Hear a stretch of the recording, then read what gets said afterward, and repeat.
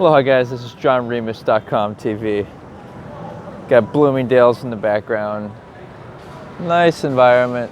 Ala Moana Center, recently redeveloped. And me, cruising around, got the Tommy Bahama shirt. And hat. So we're having a good time. And I want to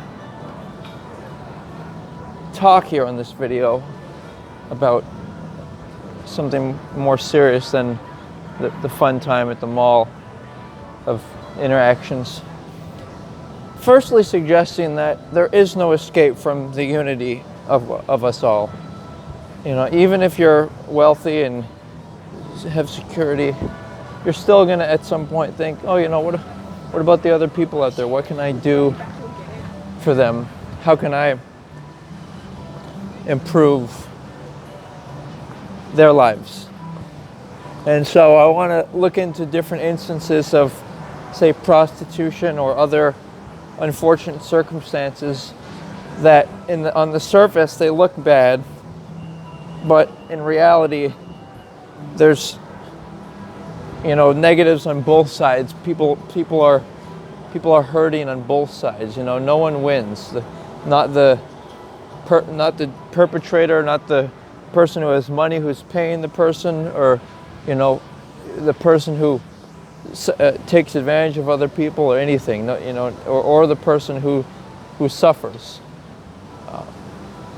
And so, for example, you look at, say, in the Philippines or certain places where people have less money, and they hope that maybe some wealthy foreigner will, you know, engage in a prostitution type exchange, and that you know, let's break that down. So first of all, who wins? No one wins, and I'll tell you why. Let's just say, for example, it's a guy and a younger lady, right? The guy doesn't win for these reasons. He's wasting his time and money and his passion on someone he doesn't really care about. You might say that, well, why would he want to be with someone if you know, he didn't care about them? And that's the very reason why. Same goes with the woman, by the way. Why she would give him her body in exchange for his money. She doesn't care about him either. If a person respects and cares about another person, they don't subject another person to being, you know, taking advantage of them with their body or money. 1. 2, to describe that as being some type of love, you know, one might want to examine what exactly is love. You know, I believe it's commitment, and commitment to one's dream mate, someone who you can, you know, really care about. Like these people, if the person didn't have a perfect body, or the person didn't, you know, the guy didn't have money, then the transaction wouldn't occur. So therefore, it's based upon the physical realm, and that's not where life begins. Life begins in the spiritual, and, you know, of course, it manifests in the physical. Are these people happy? No, they're not happy. They're not happy. But another element to be considered is, should it be made against the law? Okay. Now, obviously, you wouldn't want your children or whatever, people you care about, to be involved in prostitution, or even, you know, someone has the money and who's given it to the person. You know, it's just something that no one wants. But how does it occur and why? I would say that unless you can afford personally to help, to support someone and give them the life they want, then I don't think it's fair for you to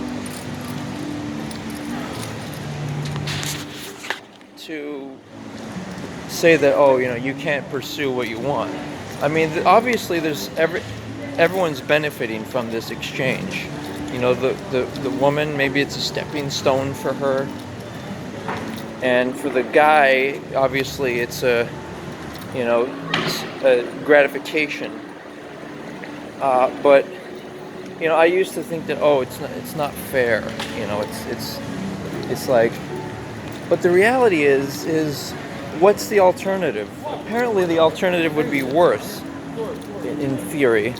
The alternative for the woman might be, being in a field and, hard labor. And instead she might be able to get a better life faster by this alternative. And is it moral or is it ethical? Like, who am I to judge unless I can seriously offer them an alternative? You see what I mean? It's the same thing as if you say maybe you disapprove of a certain parenting technique someone gives. Unless you can offer that child something better, then how are you in a real position to say, oh, that person's bad? Or, of course there are gray areas, like maybe the government can help, or so on. But for me, as long as it's adults, consenting adults, I say, why not? And that being said, I think people would be happier and healthier, both mentally and spiritually, or mentally and physically. No exposure to possible diseases and whatnot. I think they'd be in a better state of mind if they actually respected one another and made it a point to say, you know what, I'm not going to engage in prostitution. I'm going to find other ways to connect with people and have a more wholesome or powerful approach. You might think, well, it does seem like an act of passion to engage in prostitution, but really it's just a lack of self-control, and it's two people who don't really like each other. And then of course there are other scenarios in which the social stigma or maybe it's a problem in a social, like it's a tourist area and to have prostitutes, it detracts from the value of something. Then there are other elements to consider. Elements where maybe there's prostitutes near a school zone, or just any things where they're like forced slaves. Then of course that's another dynamic. But I think that often these people are not forced. They're just not knowledgeable, don't have enough self-respect, don't have enough respect for others to say, no, I'm not going to give this person money or give this person my body to try to convince them to, you're essentially giving away your soul. People might wonder, well, what is a soul? Soul is you.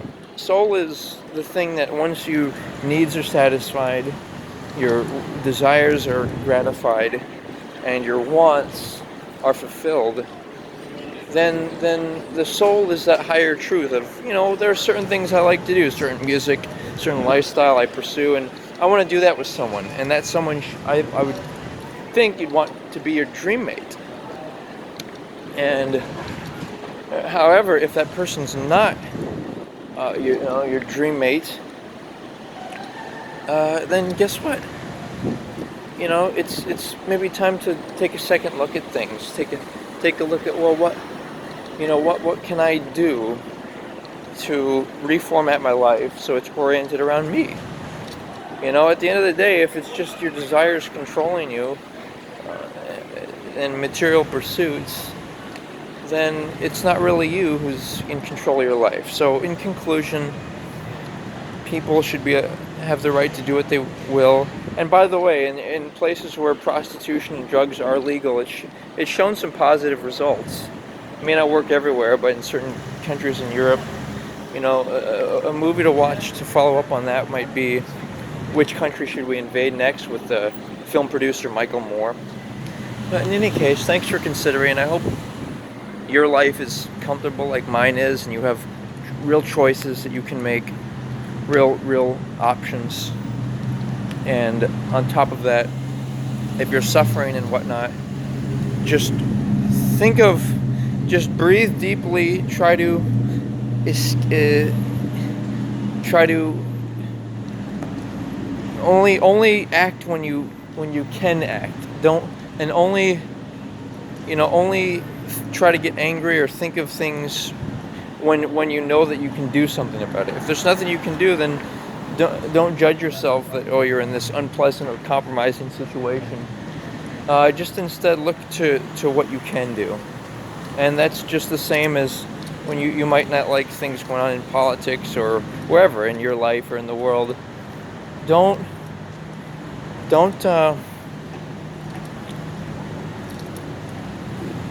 try to strike down people you don't like. Just try to boost and elevate people you do like. It's all, at the end of the day, it's about your energy and how you use it, who you give it to. So thanks for considering. Aloha.